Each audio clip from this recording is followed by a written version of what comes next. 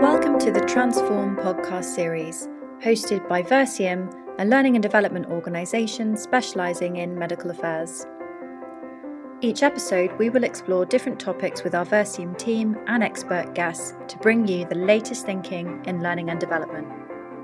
In this episode, we explore the incredible story of Kim Nielsen, who leverages adversity to identify her superpowers. Hello and welcome to another version of the Versium podcast. And today we're talking about self-leadership and learning agility.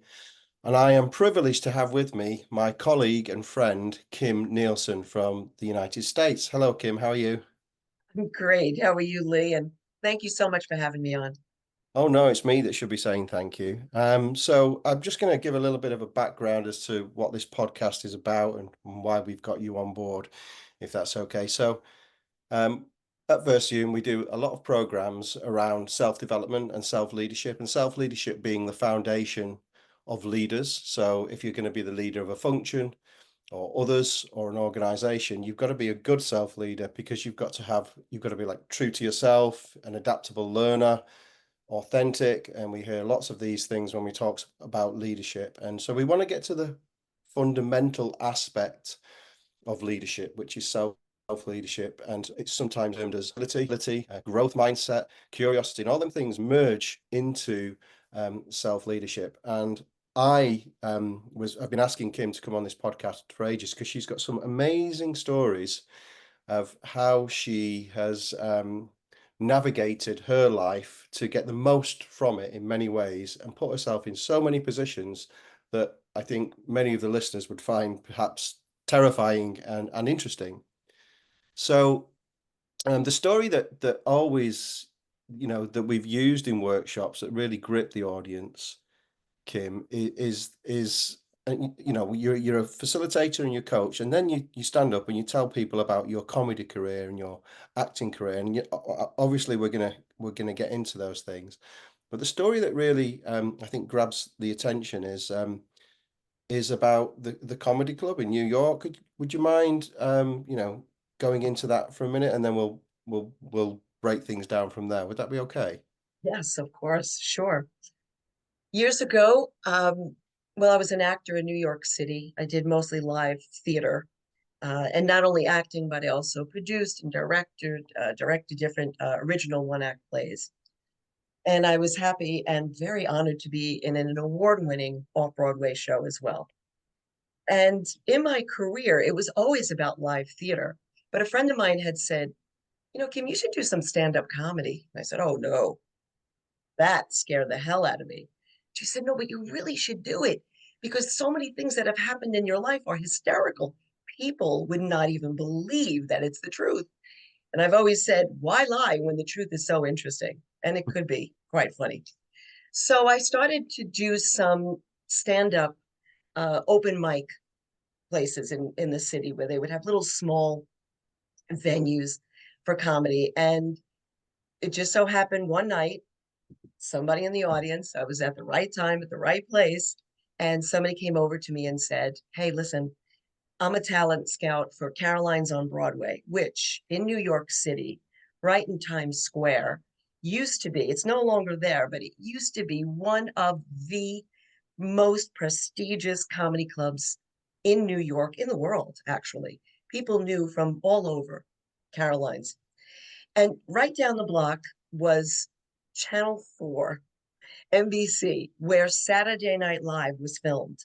And Saturday Night Live in the United States, and I don't know if across the pond is aware, this too is an unbelievable comedy show that is on like 11:30 at night, and you have the most top-notch comedians that participate in parodies and all these different fun stuff. It's a TV show. And we were told that if you were going to perform at Caroline's, which I was then prompted to do, that if these people come in because they're right down the block and they want to have a drink, you are to stop what you're doing and invite them on the stage. And we were told this so many times, but it never happened until the one night that I was on stage and I could see through the corner of my eye the general manager waving to me saying, and I thought he was telling me, okay, you're done. It's time for you to go. But I could also see to the side of me some really heavy hitters from Saturday Night Live. And in that moment, Lee, my whole body, there was some kind of paralysis that took over. The fear that I was fighting through just to get on that stage, I was now overcome. So I stopped the show and I said, ladies and gentlemen, we have a treat for you. And I introduced the comedians. They ran on the stage. They whispered in my ear and said, don't go too far. We're not going to stay, but we are going to have some fun. And I said, okay. I walked off the stage. And as I watched them, I was watching the audience interact. I mean, what a treat for them. They watch these people all the time. Every Saturday night, they watch these amazing comedians. And now it's live. They're seeing them in person. But then I realized, what do I need to do after they leave the stage? How can I make this work? How can I live up to what they just experienced? These gremlins in my mind started having a very, very loud, amplified voice. And in that moment, I really said to myself, you know what? I'm just going to go on the stage and I'm going to say, ladies and gentlemen, let's just have another round of applause and kind of just introduce the next comedian and leave it at that. And something inside of me said, no, we're not going to do this because there are people in the audience that came here to say, you too, Kim. So it was in that moment I said, well, I'm going to turn this over to the audience because I can't remember a damn thing anymore of what it was that I wanted to say, what my set was about. So I started just asking questions to the audience. And before you know it, I mean, I was right back in my own skin. I think the show was the best that I've ever done because I did something different, which was really invite the audience into this thing with me instead of me just trying to make them laugh. I think it was the best piece I've ever done at Caroline's. And I've stepped really into that fear in that moment. Oh, that's a great story. I mean, I think the fact, there's different levels of fear there. I think the number one fear in the world is public speaking, but then, to take it to a level where there's comedy involved and you've got to make people laugh or you could bomb. And then, and then there's the Saturday Night Live, the big celebrities coming in and usurping you in terms of momentary importance. And then you're having to get that back. There's just level after level after level of fear. And so you're saying at that moment, something unbeknown to you just went, no. It was subconscious, just went, no, we're going to do this. And you just switched it. And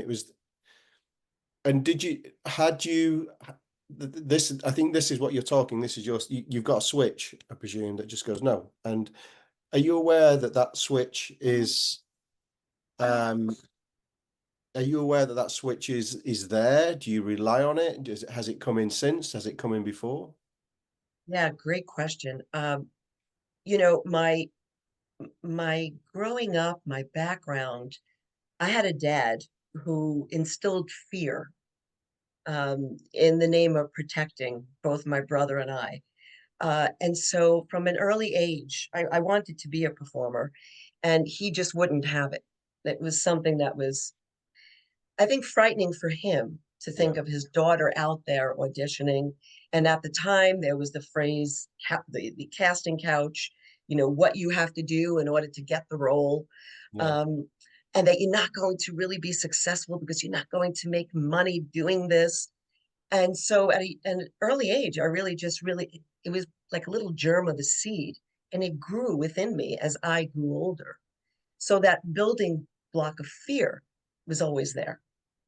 So I realized that, I don't know, maybe when I was in my early 20s, I started to say, I need to take something back.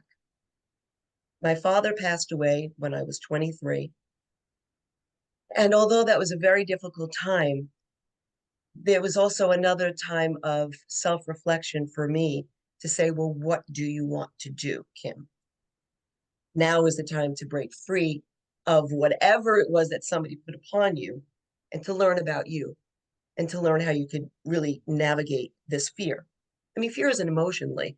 It's built in, it's there for a reason. But we have to understand if it's imagined or if it's real. And I think at a certain juncture in my life, I needed to really explore that. Is this real? Or was this imagined and put upon me?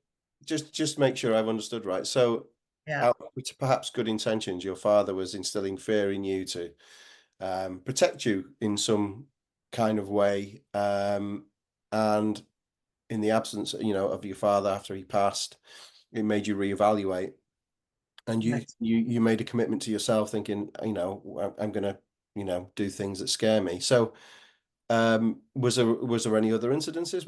When did that start? How old were you, and what did you start doing? Well, I was in school plays, whatever I could do, and get that, I don't know, that energy, that passion that I had for acting and wanting to be an actor. I did it in school plays. I was in every school play there was. I was in choir, anything that had anything to do with performance, I was there, Mm, talent shows. So I yeah. was always trying to exercise that muscle at a young age. But when I grew older, it was more or less, well, okay, what do we do now? How do we go about doing this? So I went to HB Studios on Bank Street in New York City, started taking some classes, got involved in master classes, excelled quickly, because I think my entire life I just couldn't wait to get out of this cage that I felt I was in. It was very, very suppressed. So then from there, I just started to get headshots, went on auditions, and I knew that rejection was going to be a big part of Mm. this arena. And I was rejected. I had many times where I was rejected at the beginning, but it didn't bother me. In fact, I ended up going to see the play because I wanted to see what the director saw in somebody else that maybe Oh, I didn't have. So I yeah. was always learning instead of feeling that rejection. I don't want to do this again. Made And I me think, stronger, actually. yeah, I think what you're explaining there is one of the key aspects of learning agility and self-leadership. It's that open-mindedness to see something like criticism or rejection as an opportunity to learn. So I think that's a great little short story there, going to see who was the lead and what qualities they had, and what was the stretch for you perhaps, or was it something different. I think that open-mindedness is difficult. It's difficult for a lot of people. I know I find it difficult because you're constantly then in the presence of why you weren't that person on the stage as well. So it's a constant open-mindedness. And I think, so when you were sat there watching that person performing the role that you wanted to do, did you think I'm learning here, or was you fighting the rejection all the time? Another great question. I was learning all the time. I was observing, Yeah. watching, trying to pick up on some of the attributes that this particular performer brought to that character Mm. that the director had the foresight to see that I, of course, didn't know. I didn't know about. And I always left the theater saying, I could have done that. I could Yeah. have done that. Yeah. But there was a whole learning process that went on before I even said something like that. Yeah. It's interesting, isn't it? Because um, you get people that have stay in one career, and they get into a leadership role, and their exposure to different environments, different pressures is quite limited normally within the culture of one or two corporate or medium-sized businesses. And yet there's you, and so I knew you originally as a coach and a facilitator, but then you have this such diverse background. So how have you navigated or traversed the switches in, because I think the switches in career I'm looking for, because it's that adaptability that I think that the phrase for learning agility is to use what you know when you don't know what to do. Mhm. And so we've seen you leverage your acting and comedy within a learning environment, for example. And um, is that a fear for you? Is talk us through that a little bit in terms of some of the other jobs and roles you've done and how you've adapted, and the thought processes you had to go through to be successful in different roles. Yeah. Well, during that time in my early 20s into my 30s, and stepping also into my early 40s, I would say, I was always doing my friends used to call me a theater rat because I was the type that would stay after the rehearsal to watch somebody else rehearse if it was a series of one act plays. Yeah. Because I was always learning through watching and observing. Hmm. But to afford my passion, because some of the shows I was in, let's face it, they didn't really pay that much. It was just the experience and my being and doing what I had a passion for. I had to have another job. So I worked in after-school programs for non-for-profit organizations that worked with children at risk, meaning they were after-school programs that children that had parents that were incarcerated or in rehabilitation centers through drug abuse, going through divorce. And so I would teach them the rudiments of playwriting. And this was a healthy channel that they can express themselves. And through some of that, I even had some of my actor friends come on board and perform some of the vignettes that these children would actually put together. We would always have a psychologist on board with us because it would open up. It was like an eggshell and just open up. And then these children really had the opportunity to talk about their own fears and to be able to watch what it was that they were living. That then brought me into another arena, working with women in shelters, domestic violence. So I found through these channels of working, I still was able to parlay my skills. And I found myself being a mentor, asking them a lot of questions. How did they feel? How did they think that they could, what could they do to get out of this? What was in their control? Have they spoken to someone? A series of different questions. See, coaching at the time, I didn't even know about coaching at all. It was really mentorship, but I didn't even know that I was mentoring at the time. I was just trying to get them to get out of their own shell, to confront their own fears at the time. And theater was a vehicle of how we did it. It was maybe later on in life where I was trying to struggle with when my father had passed away. He left behind a lot of unanswered questions, a lot of situations that he and I were in that were somewhat abusive. And I found myself seeking out therapy. I'm a proponent for therapy. I think that it works. I think that I'm an advocate. For some reason, it didn't work for me. It could have been the therapist. So I did something a little different. I ended up going to a church and I asked to speak to a priest. And I felt that I was in a safe place and I could just speak to this person that didn't know me and I didn't know them. And Lee, at that moment, I found myself telling this priest my entire story about the abuse, about the fear. And in that moment, through a series of times that he and I would meet, I ended up coming out to him because I am married. I have a beautiful wife.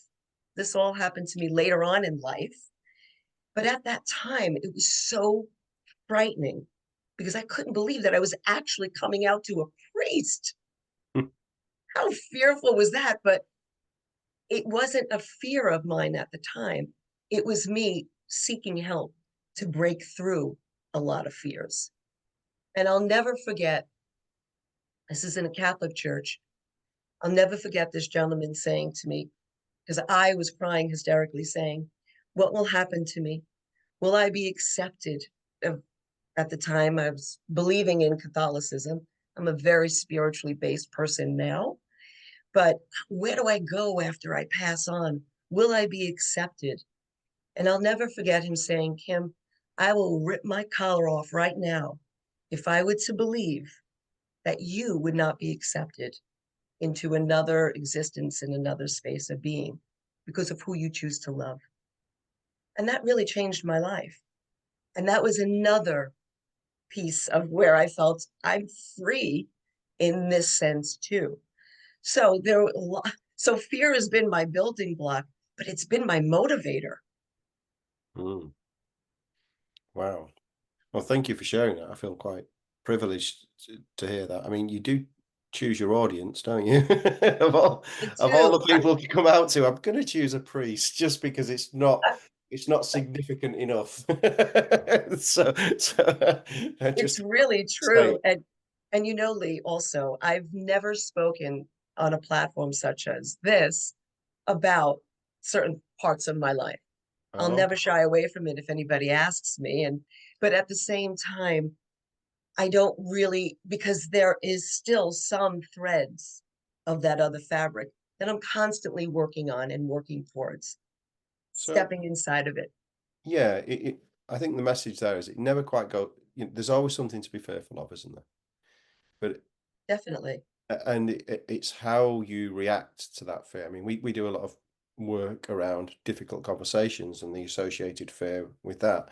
And often, I think there's a great quote. I think it's from Winston Churchill, which says something along the lines of, many a man spends at the end of their life reflecting on all the worries they had, most of which never happened." And Hmm. fear is a survival mechanism, isn't it? It's there to protect you. But I think the thing to recognize is massively, if we look at our minds as an operating system, fear is a very outdated mechanism. It's almost Hmm.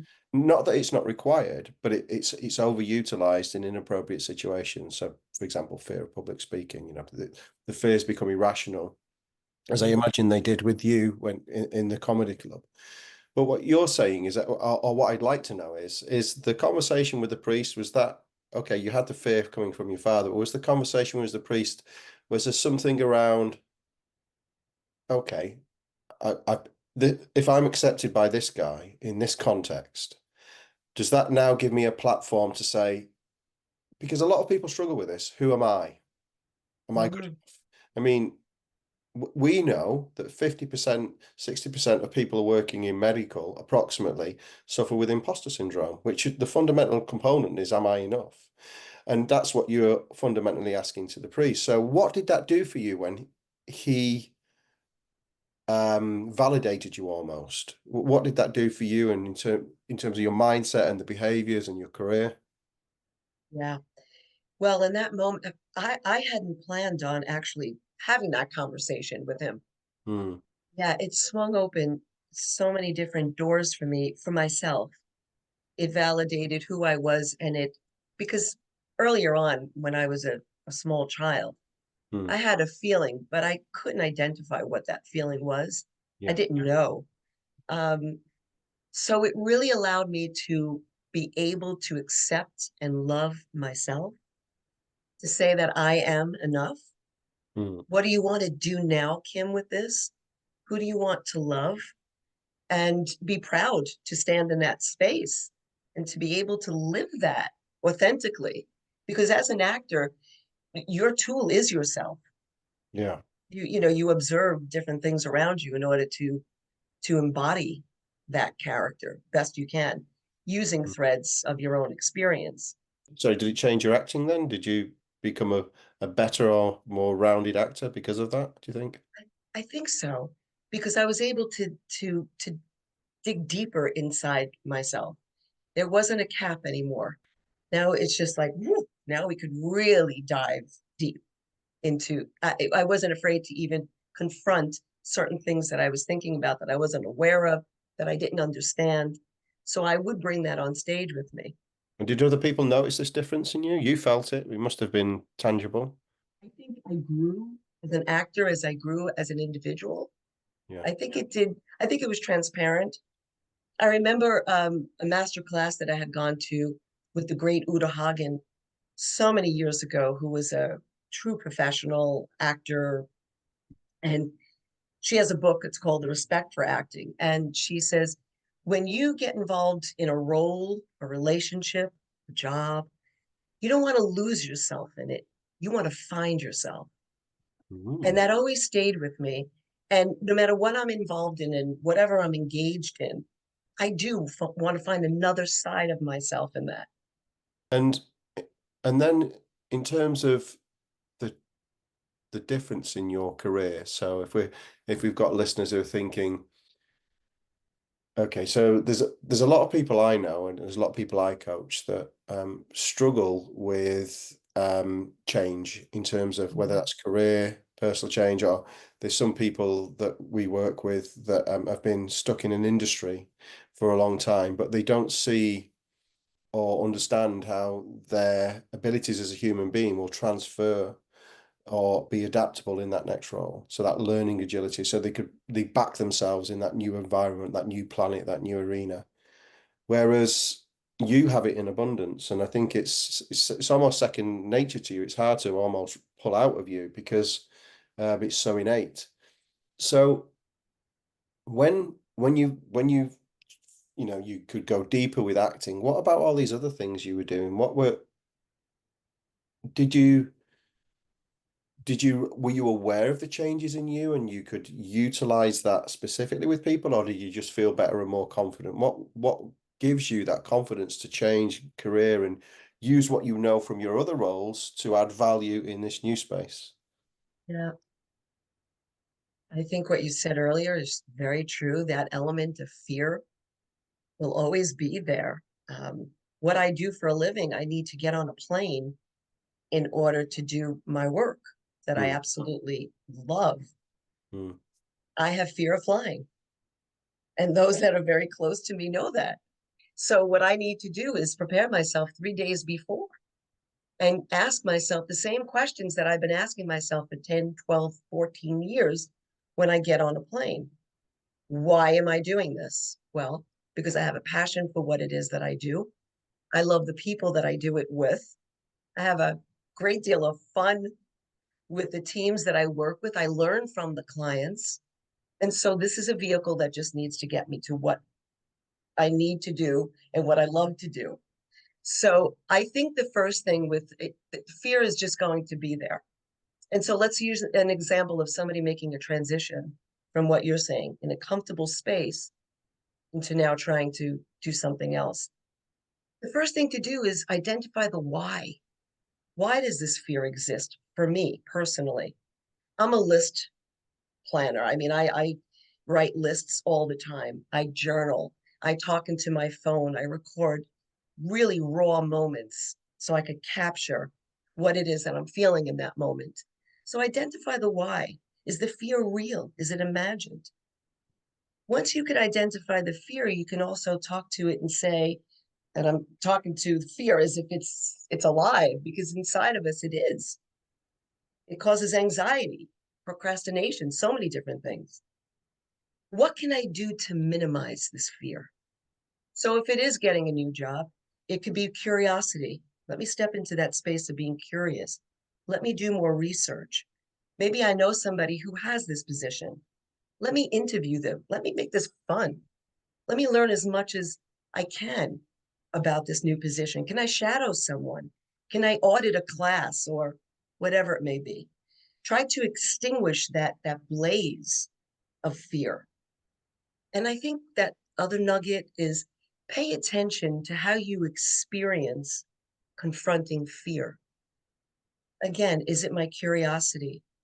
Is it that I'm just going to be bold and I'm going to step into it? Am I taking a risk? That's when your superpowers show up. That's when good goes from good to great. That's when shine goes to sparkling. That's when you really are in touch and self-leading. Yeah, well, you're preaching to the choir here. I always have the analogy in my mind that diamonds are only created under an immense amount of pressure, and I think pressure can make or break people. And I think different people have different levels of comfort in terms of the amount of fear that they can manage at any given moment. And we're also fearful of different things. The thing that gets me is some people get so stuck that they never want to take a risk. There's a fear of failure. And that fear Mm-hmm. of failure, I find sometimes a real challenge to get people out of, because if they don't do something because of that fear of failure, well, that's a self-fulfilling prophecy right there, because they've not attempted it, so they've failed. And I think when people get their head around that there is a massive risk in never taking any risks and just take that one step. So another thing for me, as well as diminishing the flames, I think, of fear and managing it with curiosity, as you said, is some people, when they extrapolate the future in their mind and condense it into a short space of time, Mm-hmm. it's like they're trying to eat the elephant all at once. Yep. And that is overwhelming. And I think Yes. as a coach of leaders, sometimes you just have to you just have to get that that time and space down to what's the first step. That's right. And I That's think, right. yeah. And you were Yeah, always, no, that's you right. were brave, weren't you, to take that first step? You always just took that first step and were curious. I've got from that, and just like with the even with the priest, you went there for one reason, but then you felt maybe, oh, I could take another step here, I could take another step here, just throughout that conversation. You said something, and it's so true. And I don't think people look at the equation in this way. There's so much success in failing, so much. And we don't look at it that way because failure, the word failure, has such a negative connotation. Mm. And yet, how do we get better at something if we don't succeed at it the first time up at bat? We're not always going to hit a home run. So we have to keep practicing, practicing. And I say to my clients, small shifts equal big change. We can't take the whole bite. We might just have to take a crumb. And that is success. It's those small increments that when you look back, you say, wow, look at how far I've come. And the change does take place, maybe just in small amounts of time. And that's where sometimes you just have to begin. What I love about your stories, there's always an element of open-mindedness learning, especially when you went and observed the person that got the lead in the play. And I think an open-mindedness to understand that, one, you're safe, nothing bad's going to happen. It's that and fear, I think, go hand in hand. When you have that open-mindedness, you're looking fear in the face and saying, "Why, this is great." And I think when I hear you speak, fear is the prompt that you rush towards it, don't you? Almost, it still feels fearful, but you rush. It does. Yeah, you move towards it because you know there's a learning opportunity there. Is have you gone over? Are you addicted to fear now, do you think? That's a great question. If there's an opportunity to share stories and if it touches one person really and it resonates with them, I, I found my purpose really in life as I grew older. Yeah. How this acting, this stage that I started from, and where I am now as an international coach, and the amazing people that I work with and interact with. This is my purpose, is to talk to people so that they can be their better selves. They can uncover and step over or really delve into the fear of what it is stopping them from excelling. So I don't know if I'm addicted to fear or I just know that it exists. And I've tried to make friends with it and say, hey, you live inside me. It's going to come outside of me, internally, externally. It's going to come at me. How am I going to deal with this? You see, I don't want anyone or anything to control me. I had that growing up. I know the difference now. And again, that was part of my fabric as a child, fear. So it was a learning block as well as I grew older. So that's a great thing. It's like, who's in control? Is fear in control of you, or and now it would appear you're almost playing with fear and using it to your advantage. So have you managed to get that across to other people? Have you ever managed to, take somebody out of their fear and get them moving forward? And if so, what was the key? Absolutely. I don't know if you could motivate people. I think you could inspire them.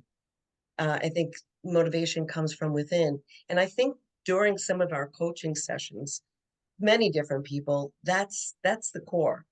What is it that you think is stopping you? What's the biggest fear? What will happen if this doesn't take place? What will happen if it does take place? So once we peel back all the layers to really understand and see what fear is, it's like the Wizard of Oz. What's behind the curtain? Then once you pull it away, it's like, that's what it is. And sometimes it could be very grand, it could be very real, and that might take more time. Yes, I have seen people, it's not transactional, it's transformational, but they are the driver.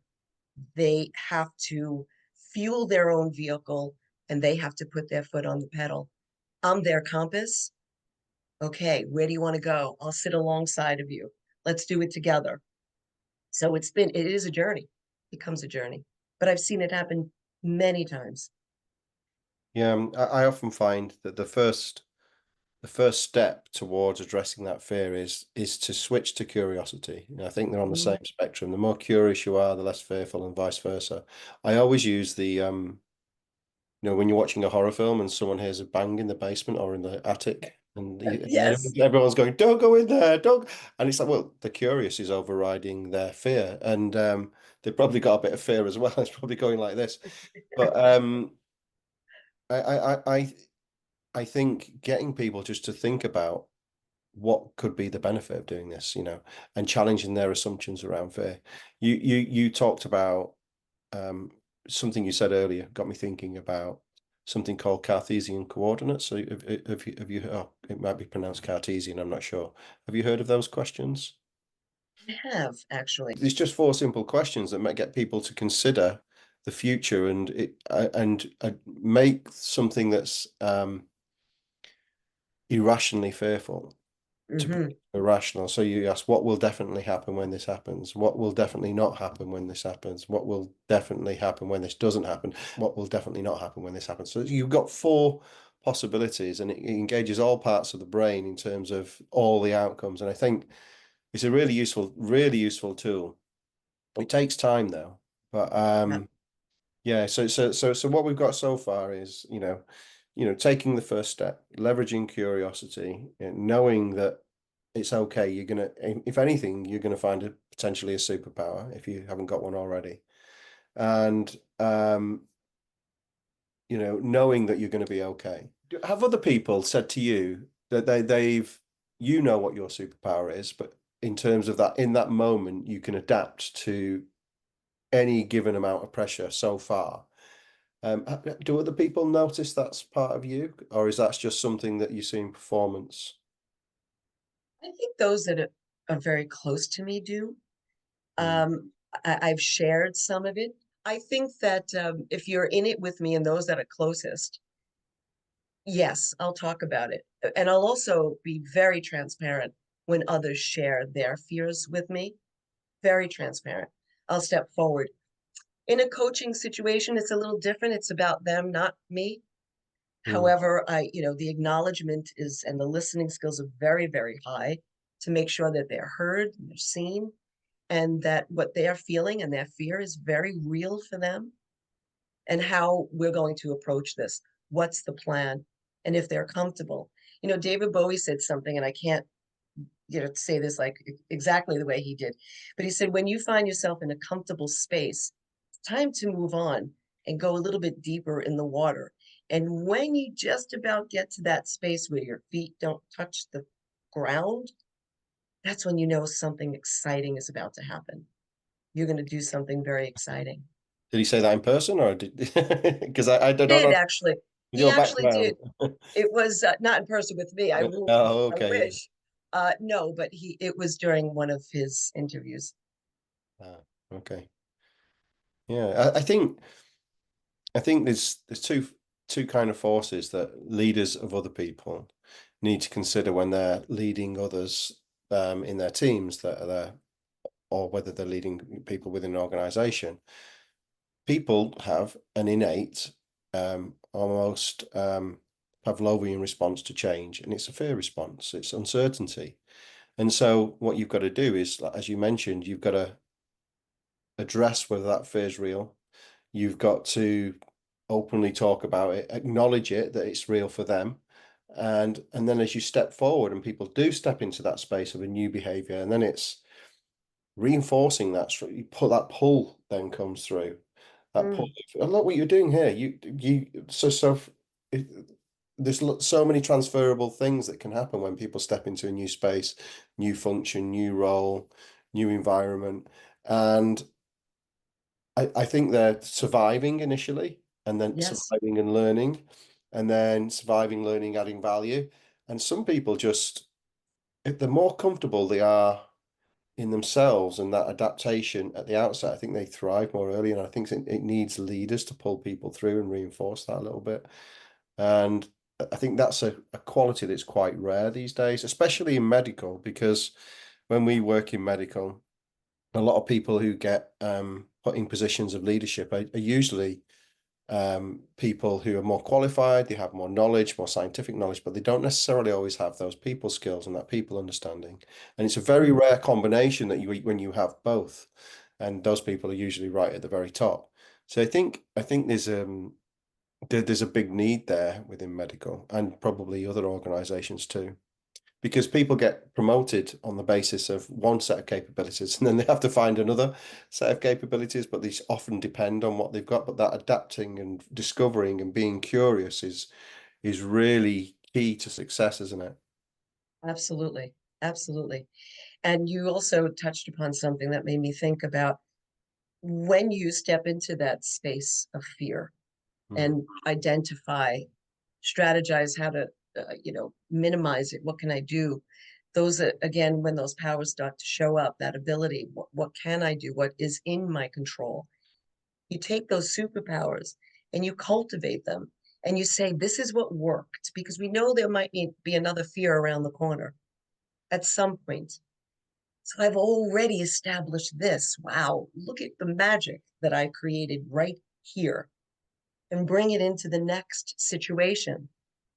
And then you'll see what else shows up. But you already have a starting point and a nice foundation of superpowers, your own, your very own. Mm. I'm trying to think what my superpowers are now. Um, I used to think they were classroom control from my days as a teacher. We had a Yeah, fluid environment of sports.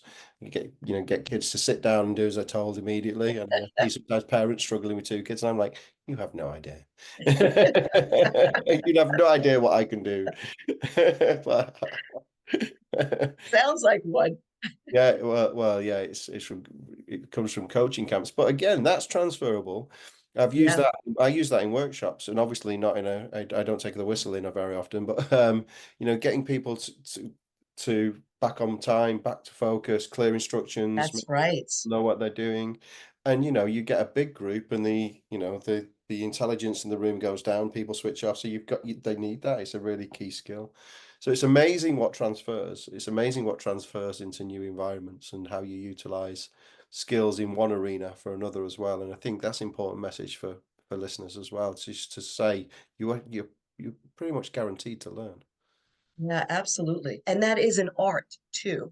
And I'm sure, Lee, correct me if I'm wrong, were you fearful in the beginning when you had to work with on such a grand scale with Yeah, these? yeah. Yeah, your comedy experience is very much like my first. It was working at a large pharma company who shall remain nameless as an employee, and I had to get up on stage. Well, I challenged the approach with the resource, the budget holder, and they said, "Well, why?" They challenged me and said, "Well, why don't you do it then?" And I've said, okay, and then let the fear come afterwards. So I'm the type of person that puts myself in them fearful situations and then suffer the consequences, the collateral damage I later, and see. probably collapse. But no, it was phenomenal. We had, you can imagine a corporate conference where people pay a lot of lip service. We had people very emotive, crying, people coming up to the stage, like 30 or 40 Wow. people coming to the stage afterwards. And it was, I was holding my own on stage with a very prominent UK celebrity with lots of high energy at the time. And I just thought, the superpower I had then, which eliminated, and you mentioned it at the very beginning in your talk about, or your story rather, about the comedy club. And when I was rehearsing, I couldn't speak. I couldn't remember the third or Mm. fourth word. And someone just came to me, and I'll never forget. I really appreciate her words of support. And I remember thanking her afterwards. She just said, "What do you want them to hear?" Mhm. And that shifted the dynamic from what do I need to say to what do they want to hear. So it made me think about them rather than me. And just like Yes. you turned it to how can I manage the audience? When you have an empathic mindset around what others need, that fear goes away, and especially with public speaking. I'm fighting fear all the time, and especially, do I know this stuff? Are the audience ready to learn this? So on and so forth. But yeah, for me, that was That's the key. That's the key, which we teach when we're doing presentation stuff, which is make it about them. That's exactly right. And sometimes it just takes that one sentence, that one really good sentence to a question, I should say, one really good question that grounds that person immediately. It could come from within and it could come from somebody else to say, what is this about? What am I doing here? To have that connective tissue again, to ground yourself. Yeah. That's a great story. We get wrapped up sometimes in our own world, in our own head, and sometimes just jolting people out of it, and or jolting yourself out of it with what do these other people need. I think it kind of brings the best out in humans. Yeah, for sure. Spot on. I agree. Well, I think we're out of time there, Kim. I think that's been a really lovely conversation. You shared some things there which I think the listeners will really love hearing and feel privileged as well. And I feel privileged to be having this conversation with you, but to work with you too. So keep doing all the good work you're doing. And maybe I think there's going to be a follow-up to this and we can dig a bit deeper at some point. But I think it's a great foundational conversation just to help people if they're stuck or they want to move forward. It's just take that next step, be curious, do your best to learn. You're going to be okay. Fear is an overutilized part of our brain that needs calming down from time to time. So thank you for sharing your stories associated to that. You're a really good advocate for running towards fear. It's probably you're taking it to the next level. But yeah, I really appreciate you spending the time and sharing the things that you did. Thank you so much, Lee. I really appreciate you and the work you do and the opportunity that you gave for me today. Thank you very much. You're welcome. Take care, Kim. Bye-bye. Take care. Bye-bye. Thank you for listening to this episode. If you found it useful, please consider sharing with a colleague. To learn more about what we do or listen to further podcasts, please visit our website, versium.com.